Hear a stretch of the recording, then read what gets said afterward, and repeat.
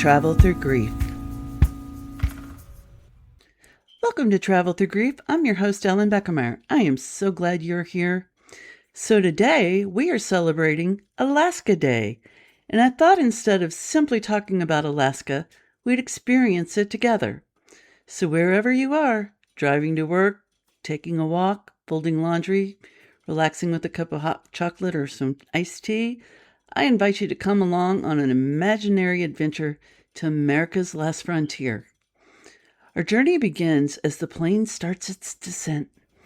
Looking out the window, the first thing you notice is just how enormous everything seems. The mountains rise out of the earth like giants. Snow still covers many of their peaks, even though it's the middle of summer. The lakes sparkle like polished glass. Rivers weave through endless forest of spruce and birch trees, and there seems to be more sky than land. Welcome to Alaska. Everything about Alaska is grand. It's the largest state in our country, larger than Texas, California, and Montana combined. Yet despite its incredible size, much of Alaska still remains wonderfully wild. There are places you can travel for hours without seeing another town, and somehow that doesn't feel lonely. It feels rather peaceful. If Hallmark ever needed the perfect place for one of its cozy romances, Alaska might be the answer. I picture a charming harbor town with colorful fishing boats rocking gently in the marina.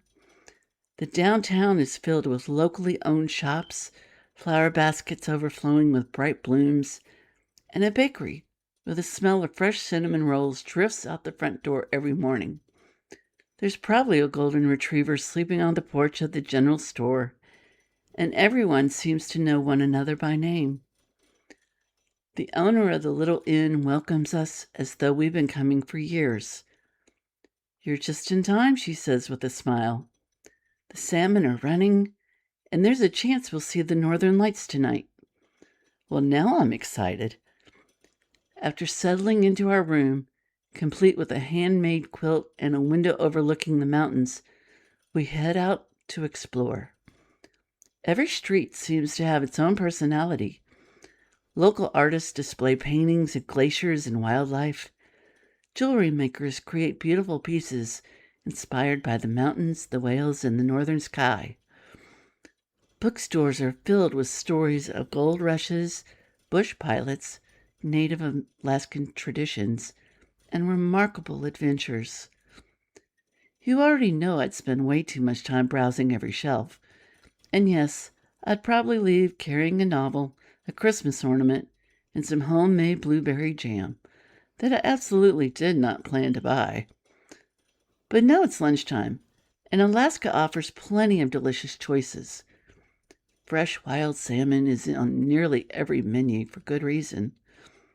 It's caught in these waters and served in countless delicious ways.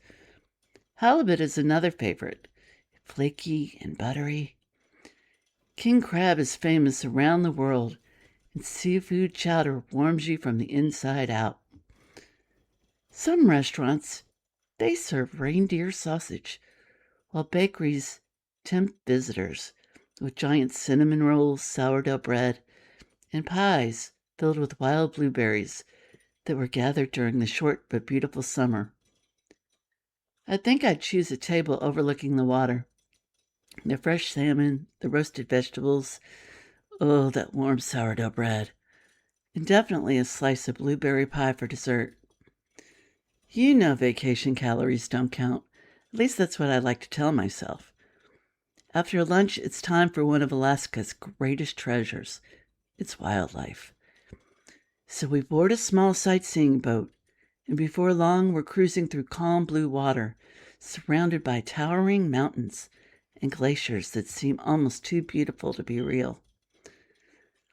The pieces of brilliant blue ice float quietly beside us. Some of these glaciers have been forming for thousands of years. The captain reminds everyone to keep watching the shoreline. Suddenly, someone points toward the water. A humpback whale surfaces just off the side of the boat. Its massive back rises slowly before its tail lifts high into the air and disappears beneath the surface again. Nobody speaks. Everyone simply watches. A few minutes later, another shout comes from the other side of the boat. Sea otters! They float effortlessly on their backs, cracking shellfish open with little rocks balanced on their chest. One pair appears to be holding paws so they don't drift apart while resting. It's one of those tiny moments that instantly makes everyone smile. Farther along the rocky cliffs, we spot colorful puffins. They're perched near their nests. Their bright orange beaks make them look almost cartoon-like, yet somehow perfectly at home among the rugged coastline. High above is a bald eagle, gliding effortlessly through the sky before landing on a towering spruce tree. Everywhere you look, there's something remarkable. Back on land, we're reminded that Alaska's wildlife doesn't stay hidden in national parks. The moose, they just wander through the neighborhood. They cross the roads whenever they please, kind of reminding you of northern exposure. Standing more than 6 feet tall at the shoulder, they're much larger than most visitors expect. One just strolls calmly through a field while everyone else stops to admire it from a respectful distance. Farther north, the caribou travel across the tundra in great migrations that have been taking place for thousands of years. Now, one of my favorites, the brown bear gathers beside the rushing rivers, waiting patiently for those salmon to swim upstream. High above the valleys, Dall sheep are navigating steep cliffs with an ease that seems rather impossible. Nature isn't scheduled here. It simply unfolds around you.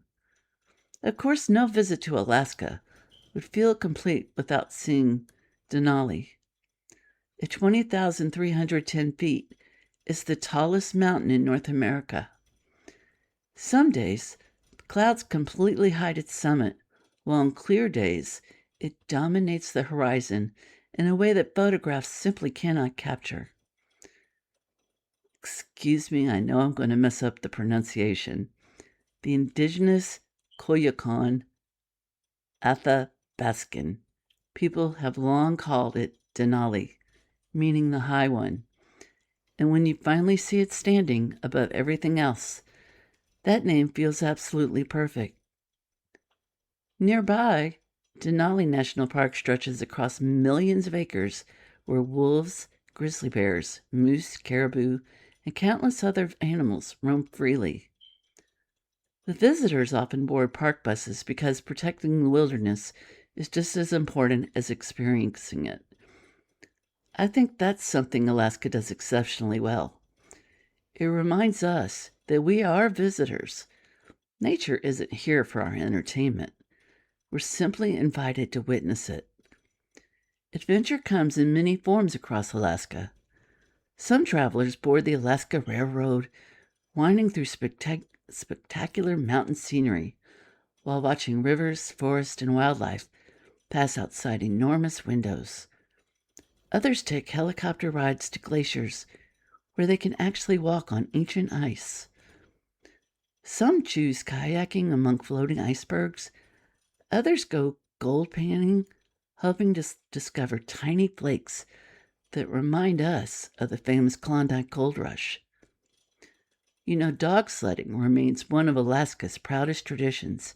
Even during summer, many visitors enjoy learning about the incredible teams that compete in the legendary, I'm going to mess it up again, Iditarod Trail Sled Dog Race. The partnership between musher and dogs is remarkable, built on trust, endurance, and teamwork. Then there are Alaska's native people, whose cultures have flourished here for thousands of years. Throughout the state, visitors can experience traditional art, carving, storytelling, dancing, and cultural centers that help preserve languages and customs passed down through generations. You see, Alaska isn't only about spectacular scenery. It's also home to rich traditions that continue to shape the state's identity today. One of the things I find fascinating is Alaska's summer daylight. Depending on where you are, the sun barely seems to set. Children ride bicycles late into the evening. Gardens produce enormous vegetables thanks to nearly endless sunshine. The festivals, the concerts, the farmers markets, and baseball games, they continue long after most of us would expect darkness to arrive. Then winter transforms everything. Snow blankets the mountains, frozen lakes shimmer beneath brilliant stars. People gather around fireplaces, share warm meals, and embrace outdoor adventure despite the cold. And if you're fortunate enough to visit on just the right night, someone might suggest stepping outside. So you zip your coat, pull on your gloves, and walk away from the town lights. The air is perfectly still. Above you stretches one of the clearest skies you've ever seen. Thousands upon thousands of stars fill the darkness. At first, nothing happens, and then someone whispers, "There." A faint green ribbon appears across the horizon, slowly grows brighter. Another ribbon joins it. Soon the entire sky begins to dance. Green, purple, hints of blue. The northern lights ripple overhead like silk moving in a gentle breeze. No soundtrack, no fireworks, no special effects. Just one of nature's greatest performances. No one wants to leave. Everyone simply stands there in quiet amazement, sharing a moment they'll remember for the rest of their lives. I think that's the gift Alaska offers. It reminds us how extraordinary our world truly is. It encourages us to slow down, breathe deeply, and notice the beauty that's always been there. Whether it's watching a whale surface beside your boat, spotting a moose wandering through town, sharing a warm meal with new friends, or standing beneath the dancing colors of the aurora borealis. Alaska has a way of making ordinary worries feel just a little bit smaller. Maybe one day you'll plan your own adventure to the last frontier. Maybe you'll ride the Alaska Railroad, photograph Denali, taste fresh salmon overlooking a quiet harbor, or finally see the northern lights off your bucket list. And if today was simply an imaginary journey from the comfort of your home, I hope it reminded you that this beautiful world, it still has remarkable places waiting to be discovered. Thank you for joining me on this Alaska Day adventure. Until next time, my friends, keep traveling through. I would like to dedicate this episode to my friend who lives in Alaska, to my friend Alexis. We'll always have Ireland, girlfriend. Love you. If this episode connected with you, I'd love for you to follow our podcast, leave a review, or share it with someone who may need it. Those small actions truly help new podcasts like Travel Thru Grief grow and reach more people. And thank you to everyone who has already listened, rated, reviewed, and supported this journey. I appreciate you more than you know.